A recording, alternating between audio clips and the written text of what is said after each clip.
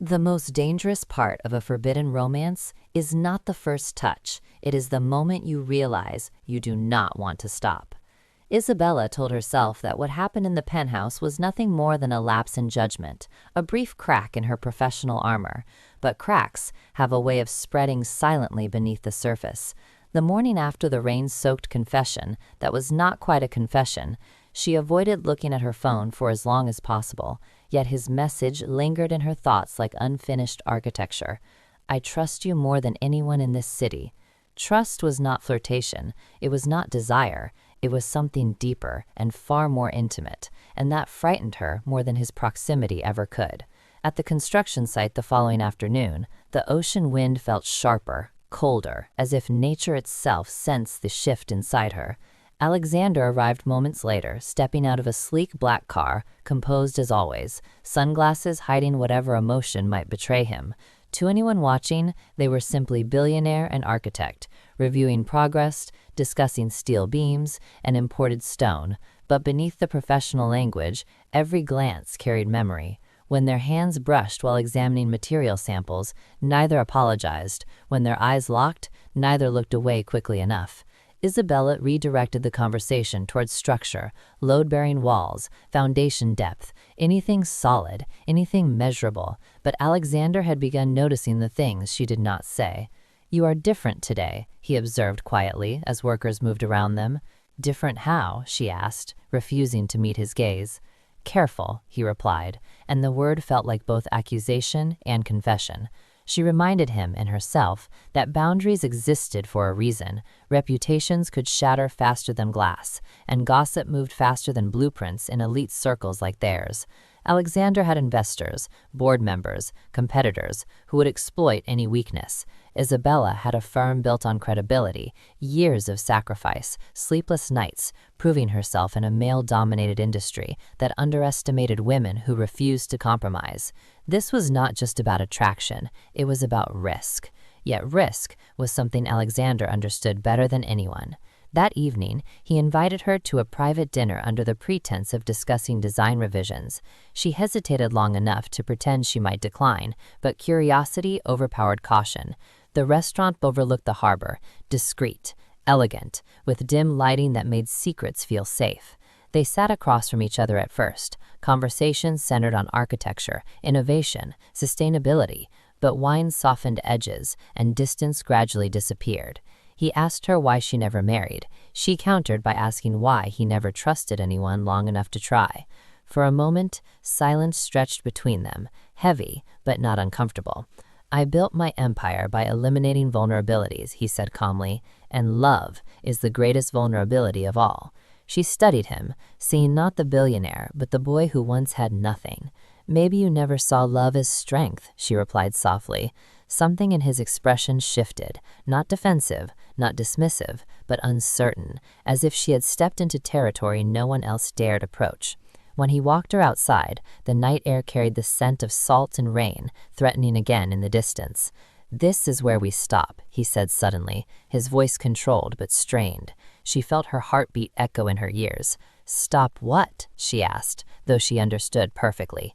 "This," he answered, gesturing subtly between them, "before it becomes something neither of us can control."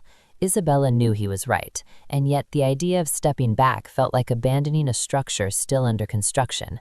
She nodded slowly, agreeing with words her heart did not support. For several days, they maintained distance. Meetings were brief, strictly professional, emails formal, devoid of warmth.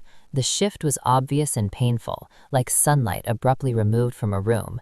Isabella buried herself in work, refining interior concepts, choosing textures, lighting schemes, anything to distract her from the absence of his voice. Alexander did the same, drowning in acquisitions, negotiations, expansion plans, but discipline could not erase awareness. The breaking point arrived unexpectedly, during a late site inspection, when a sudden storm forced them to take shelter inside the unfinished concrete shell of the future mansion. Thunder rolled across the ocean, lightning illuminating raw beams and scaffolding around them. Trapped by weather, isolated from the world, they stood facing each other in a structure that existed only because of their collaboration. "It feels different inside, without the walls," she murmured, glancing around the skeletal frame.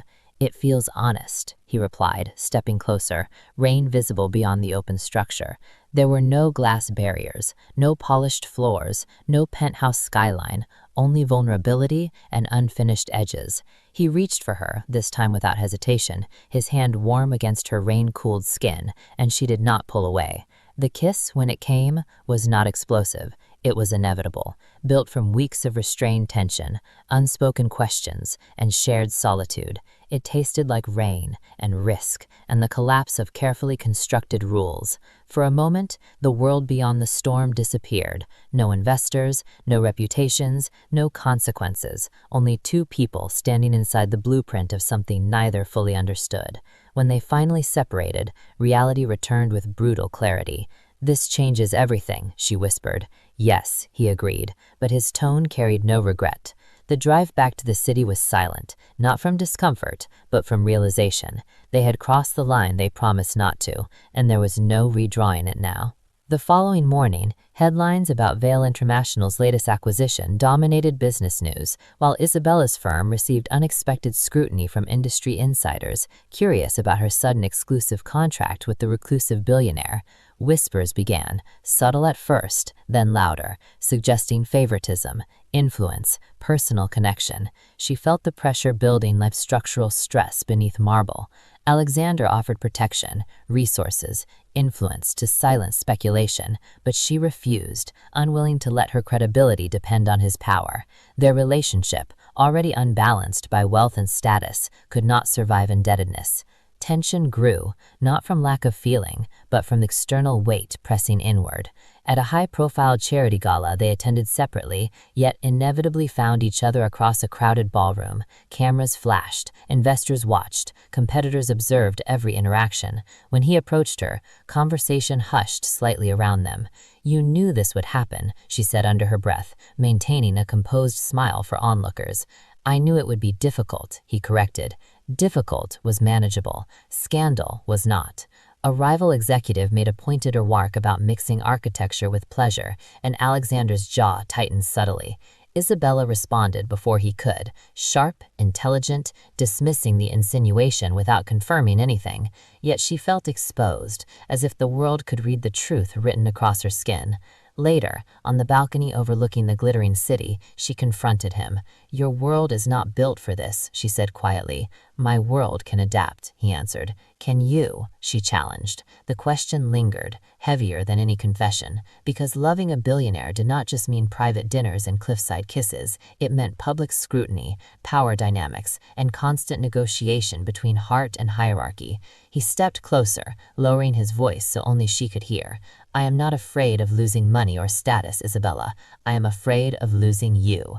The sincerity in his tone dismantled her defenses faster than any kiss. Yet fear does not disappear simply because it is acknowledged. As the gala music swelled behind them, she realized the foundation of their relationship was being tested long before the mansion was complete. And in architecture, as in love, foundations determine everything. They returned inside separately, maintaining appearance, yet connected by something far stronger than reputation. Chapter 2 did not end with certainty or security. It ended with awareness that what they were building together would demand sacrifice, strength, and a willingness to withstand storms far greater than rain against glass. And neither of them knew yet whether their structure would rise into something timeless or collapse under the weights of the world watching.